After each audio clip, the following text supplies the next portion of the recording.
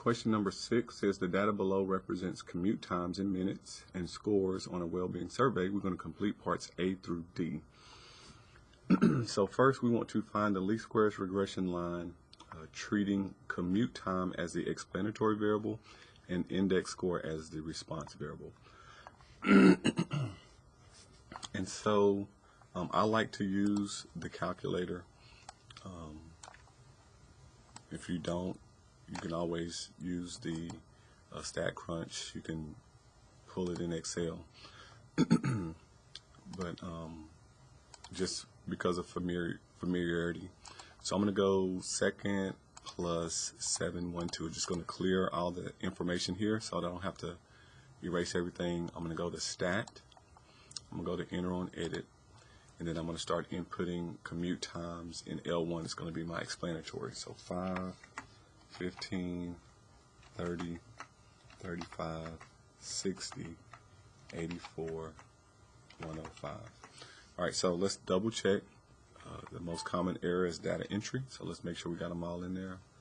5, 15, 30, 35, 60, 84, and 105. Okay, so I'm going to go across and I'm going to put the well-being score right across from the commute time that corresponds to it. So 69.2, 68.3, 67.2, 67, 65.0, nope, 65 point, this is 67.0, 65.7, 65.3, and then 63.6. All right, so let's go back and double check these, confirm correctness. 92, 8.3, 2, 7, 2, 0, 657, 653, 636. Okay, so once we get this information in, we're going to go back to Stat, go over to Calc. We're going to go down to number 8, which is the linear regression. So there's 2 linear regressions. One is for like algebra, when you're just doing slope-intercept form of a line. Linear regression here, when you see the a plus bx, that's going to be for the type of linear regression that we're doing. So I'm going to hit enter on this one. It's telling x is in L1, y is in L2, which is what we put. So we're going to go down and we're going to, and it says you can store the regression equation. I've never done that. Let's do that. Let's say alpha a. So if I put, will it do it? No, I'm not sure. I've never done that. Let me just compute it and then we can pull it up how we normally do. So I'm going to hit enter, calculate, and then it gives us our parameters. So it tells us A, where A is the intercept, it flips it around. So A is your intercept, and then the B is the slope. We want to round to 3 decimal places, so we're going to put negative 0.051.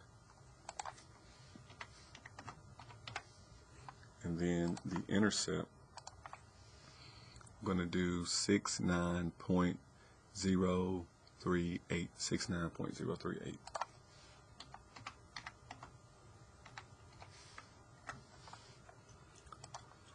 All right, so B says interpret the slope and intercept. So remember, X is commute time, Y is the well-being. So it looks like for every minute you increase your commute time, your well-being score is going to go down by 0.051 because it's negative. So being in traffic makes people agitated, and the longer you're in traffic, the more agitated you are. So commute time of 0 minutes. Let me see. For a commute time of 0 minutes, the index score is predicted to be, what is it saying? Find and interpret the slope. For index score of 0, for every increase, this is what we want. For every increase, index score, nope. For every increase in commute time, index score falls by negative 0.051. And yeah, that's going to be the one we're looking for.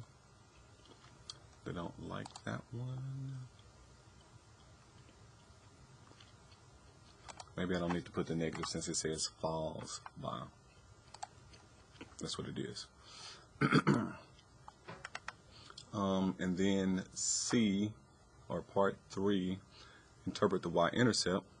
So the y-intercept means if you have a commute time of 0, like you don't have to travel at all, then your well-being on average would be about 69.038. So for an index score of 0, nope. For increase in index, nope. For a commute time of 0, means index score is predicted to be, and this is going to be the one we're looking for, 69.038.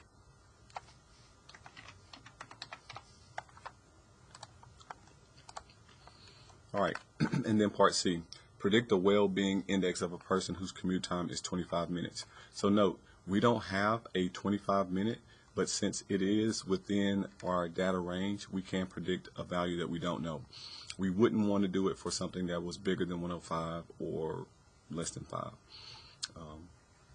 So we're going to predict for 25 minutes. So since I have it here, what I'm going to do is go to y equal.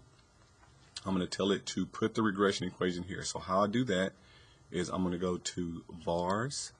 I'm going to go to statistics. So first you got to go to y equal. Make sure you're on here. Then you go to vars. Then you go to statistics, number 5.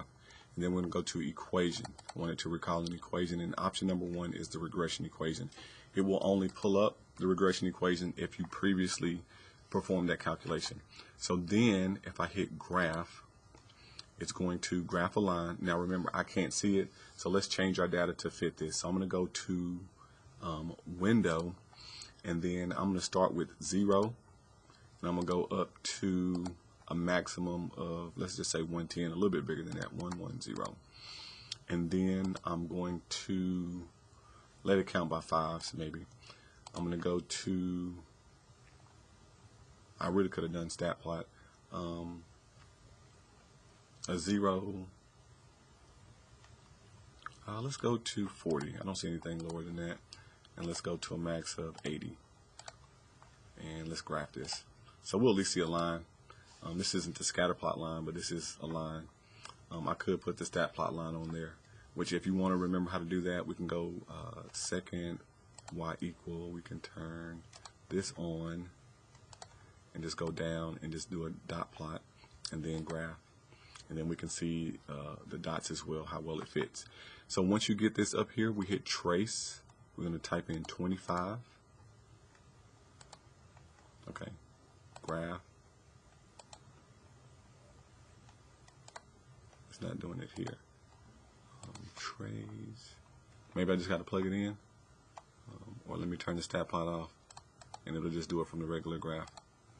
Maybe it's having an issue with that. So if I go back to graph, just a regular graph, hit trace, yeah, then it'll pull up. So for some reason it doesn't want to do it with the stat plot. But basically you just plug in 25 to that equation and we'll get a wellness score that is predicted to be 67.768, 67.768.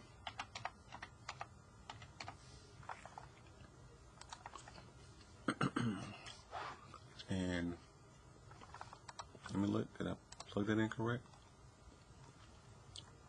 67, round to 1 decimal place. Okay, so 67.8.